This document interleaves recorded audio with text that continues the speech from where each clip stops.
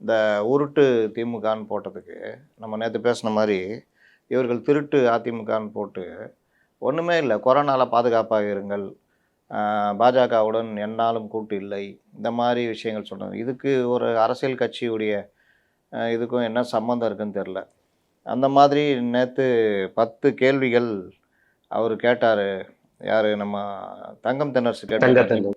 இவருடைய வேலை என்னன்னா, இவர்கள் மேல நாளுக்கு நாளு இந்த சிஏஜி அறிக்கை நேத்து, பள்ளி கல்வித்துறை, உயர்கல்வித்துறை, நிதி வந்து செ அது செலவழிக்காதது, கடன் வாங்குனது, இந்த மாரி பல விஷயங்கள் இவர்கள் மேல அடுத்து வருது. இந்த ஃபாக்ஸ்கான் நிதி, இந்த ஃபாக்ஸ்கானுடைய முதலீடை ஈர்க்காதது, அதில வந்து தப்பான தகவல் சொன்னது, அந்த இது கூகுளு, இந்த மாரி பல விஷயங்கள்ல இவர்கள் பல்ப் வாங்குறது. ப்ளஸ்ஸு இன்னைக்கு இருக்கிற அரசியல் சூழ்நிலை என்னன்னா, தாவேகா அநேகமாக என்டிஏ பக்கம் போயிடும்ன்ற ஒரு அந்த பயம்.